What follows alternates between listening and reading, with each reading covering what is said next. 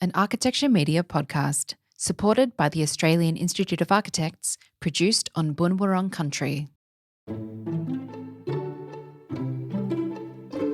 Welcome to Design Speaks Weekly, a podcast that explores the biggest stories in Australian architecture and design. I'm your host, Georgia Burks, and today, Rory Hyde, Associate Professor of Architecture at the University of Melbourne, and Grace Mortlock, Director at Sydney Studio Other Architects, unpacks how attitudes of the next generation are redefining what architectural practice is today.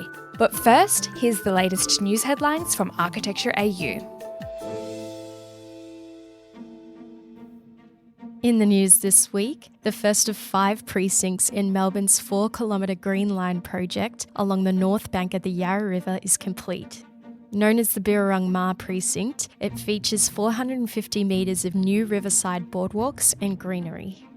And in New South Wales, the state government has released new renders for the existing Sydney Fish Market site and surrounds at Blackwattle Bay, set to become a mixed-use precinct with more than 7,000 apartments and 14 hectares of parkland. The proposal follows the recent completion of the new Sydney Fish Market, scheduled to open in January 2026. And finally, Brisbane has been announced as the host city for the 2026 Australian Architecture Conference. Running from 30 October, the conference will explore the theme Together or Not at All, focusing on collaborative solutions to contemporary challenges faced by built environment professionals. Those are the headlines for this week. For the full stories and more news, visit architectureau.com. I'm Adair Winder. It's Tuesday, December 16.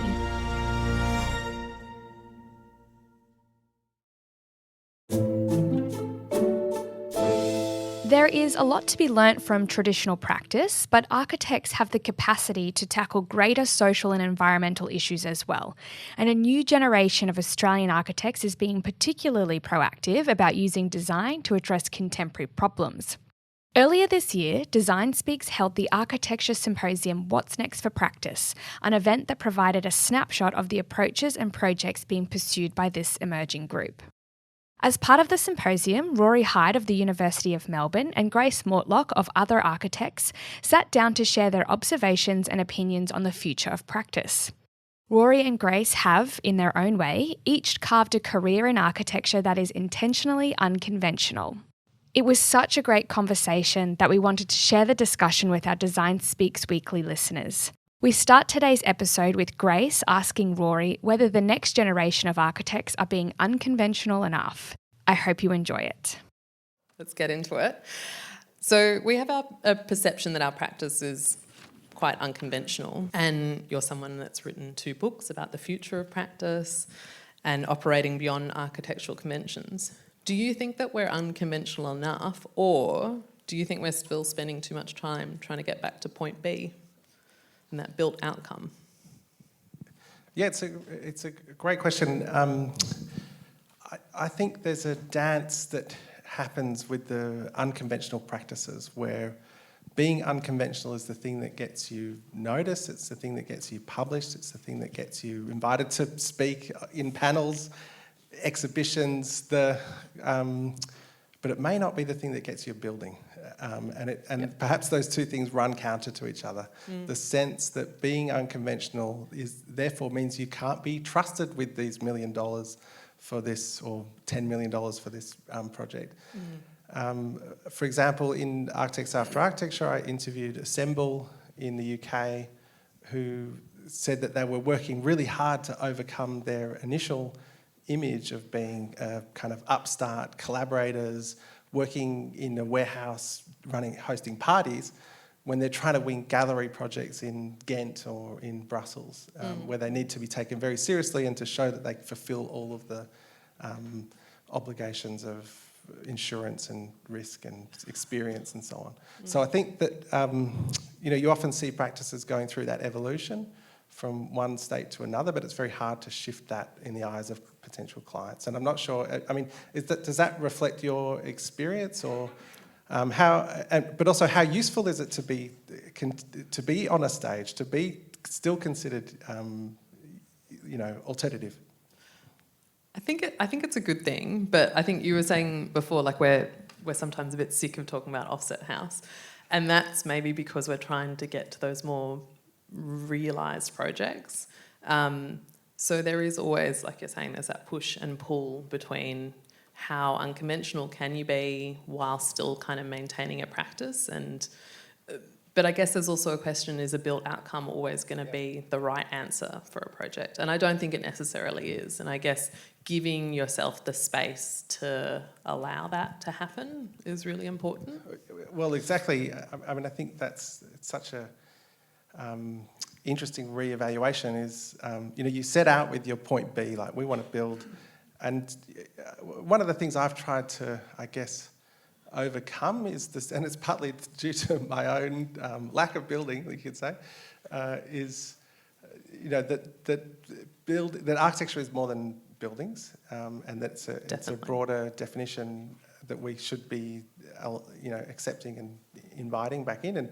And Architects After Architecture was literally about that. It's about saying there's all these people who've studied architecture who then leave, who are doing amazing things, applying their architectural thinking in different contexts. These are the really interesting people. None of them call themselves architects, or not even allowed to call themselves architects, obviously. But we should be inviting them back into the field, inviting them back in. So in your winding path, have you come to question that ultimate destination as something which is necessary? Yeah, definitely. And I think a discussion that David and I were having the other day is it necessary for registration to be part of the architectural process, or should we be expanding, like we're talking about now, our definition of architecture and inviting more people in? Like, is that a way of getting architecture out to a wider public audience, and by focusing on registration and things like that, are we kind of shutting it down and reducing it? I think a big public perception problem with architecture is sometimes we get thought of as the people that will choose the colours for the building. And I think the architectural thinking that we learn at university is so much broader than that and can be applied in such varied contexts. And I think that's the strength of architecture. I don't care what colour the building is, really, in the scheme of things. Totally. And I think, selling that strategic role is the next hurdle to overcome. But that's why I feel like the principles of this next gen and of the people that we're hearing from, and you guys in particular, are already showing that that's possible. And maybe we don't need to convince the general public, but you probably only need to convince the Cemeteries Trust of New South Wales that actually there's a different way of doing things. We don't have to plan it like it's a spreadsheet. We can, make it a forest as well. Yeah, I feel like we're quite lucky with the cemetery clients because we're so excited by the concept of cemeteries, and I think that doesn't happen for them very often. People, but we're like, let's talk about it. We love this. It's the best. And they're like, oh my God, we hang out in them all the time. Yeah. We're always looking for them and visiting them. So yeah, I think they must expect like you and David to come in like a couple of goths. Yeah. We're really like really dark eye makeup. Yeah. Exactly. Tattoos. Yeah. We love cemeteries. Exactly. We're the total opposite of that. And we're just encouraging them, like, put as many trees in as possible, put as much landscape. But it's like, more seriously, in that room, in that conversation, is that client, do they care what an architect does, or are they just interested in your ideas and how you can solve their problems? I mean, that's partly, I think, what I was saying, like, ideas, not products, which is like, well, let's speak your language. We've understood the challenges that you face as an organisation. Here's our understanding of it, rather than waiting to be asked, like, I'm going to ring up an architect and they're going to fix my problem. Well, maybe we need to be more proactive than that. I totally agree. And I mean, that's one of the reasons why I think Offset House and Burial Belt were so successful for us, because it was about having an idea within the practice, allowing it to flourish, using an exhibition as a way of kind of bringing it into more fruition. And then it's a way of talking to these clients that are not going to be calling they don't know who to call. They don't know what architects do at all. And are just really excited to have conversations about cemeteries, and we happen to be really excited about that as well. So it's like it's a good meeting of the two things. But yeah, I think that they have very little idea of what architects do, and it really is more about talking about the issues that they have within cemeteries, which are huge. It's a whole other thing. I could go on about that for ages.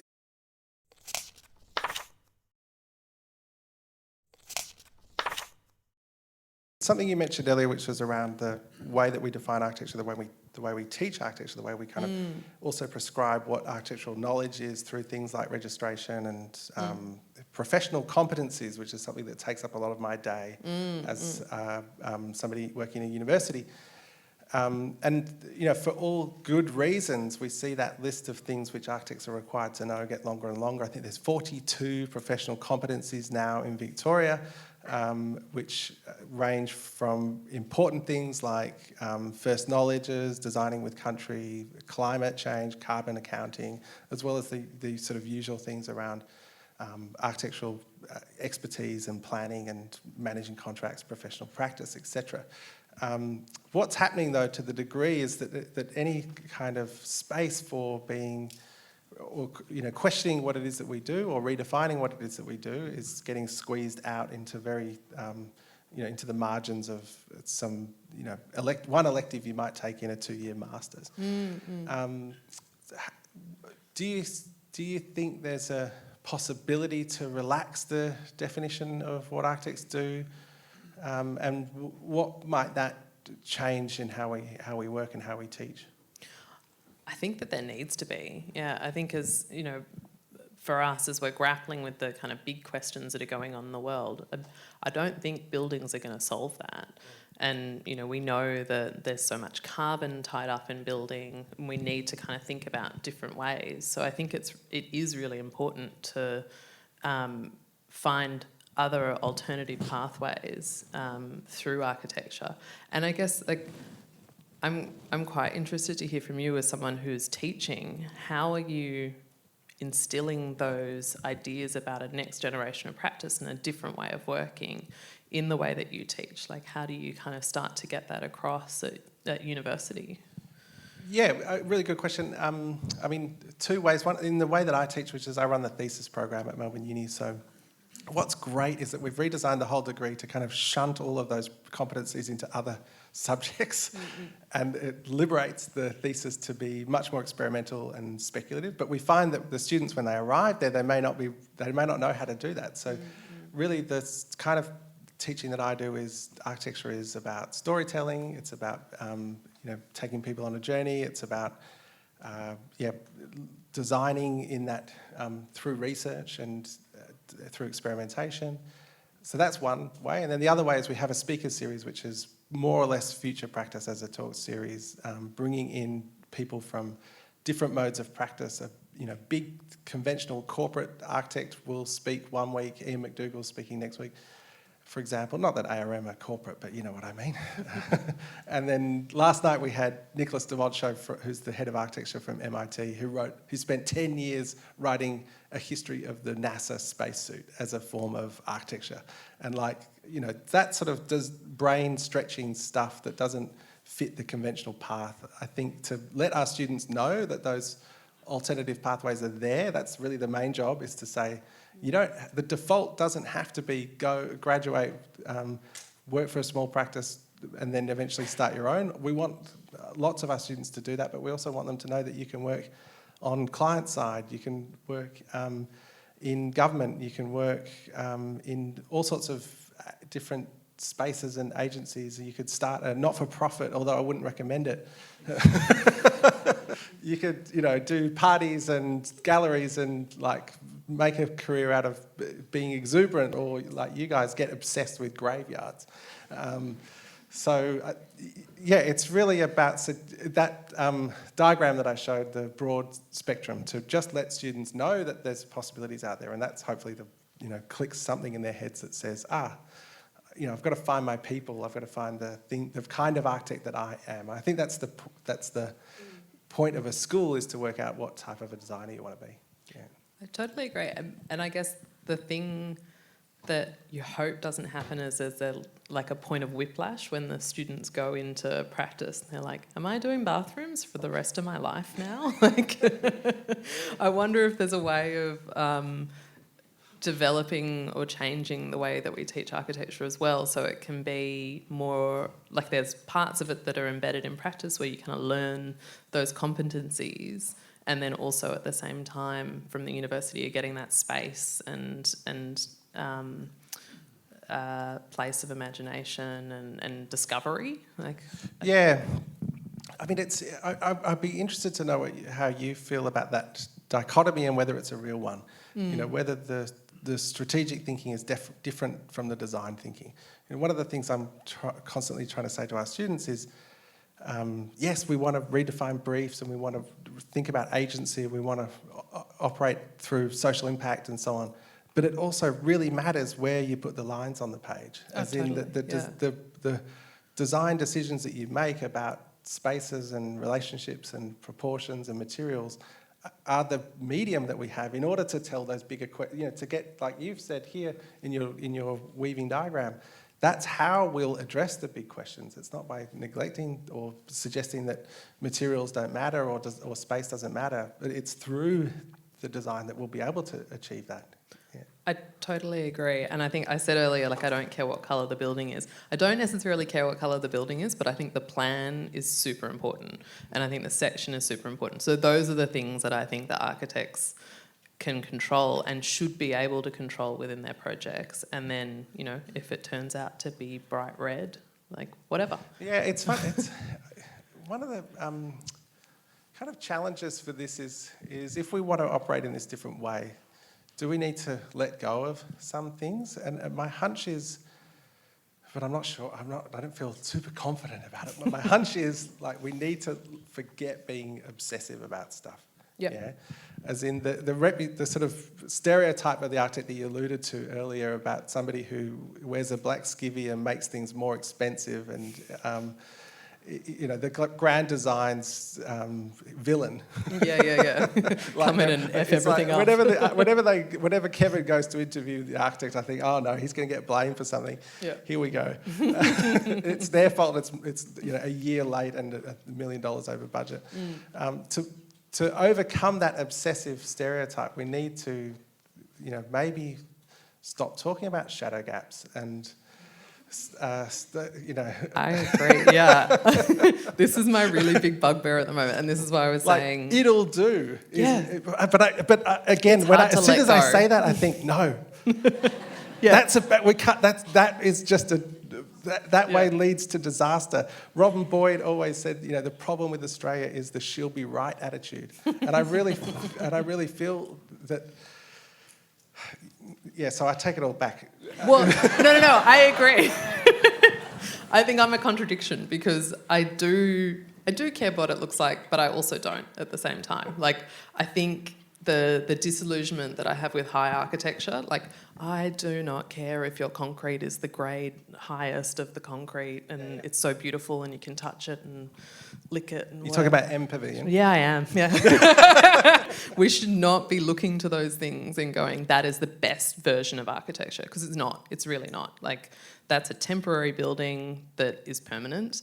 That's a carbon-intensive understanding of a building. It's a plan that doesn't work. I can go on and on and on, but I think that we should be looking to the everyday and falling in love with it. That's why I love the suburbs. There are really beautiful things happening in the suburbs, and you can find that architecture everywhere, and it's just about seeking it out and looking for it.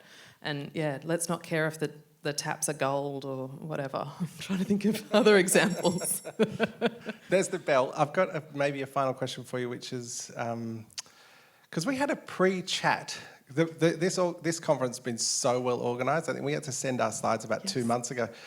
And we had a chat then where, this sense of slight kind of disillusionment, which was on your chart, the sense of trying to forge a new pathway, but not really being given the opportunities, even though you and David have been hammering on the door for many years now. But since that happened, you won Pattern Book. So, success is coming your way, that you're able to then, make a contribution at a state level, all the media that comes with it and the potential, and it sounds like one of those projects is now being built. How are you feeling optimistic then about this pathway that you've chosen? Yeah, at the moment I am, and I'm sure all people in small practice will have this sort of up and down where you're like, everything's good, oh no, it's bad again.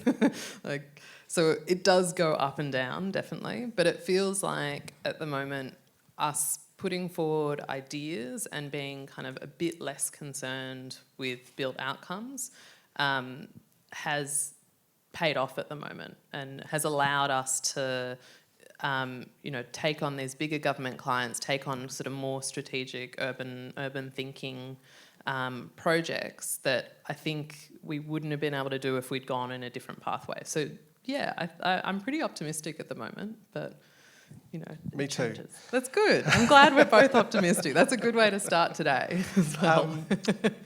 Thank you, Grace. It's so exciting what you and David are doing, and look forward to seeing more of it. Thank you, and thank you, Rory. I mean, it's exciting seeing what you're doing. I think it's working at the universities and changing that new generation as well. So I hope so. Thank you. Thank you. Thanks for listening to this week's episode, which is supported by the Australian Institute of Architects. If you're enjoying this podcast, be sure to subscribe, share, or leave a rating. I'm Georgia Burks, and this has been Design Speaks Weekly.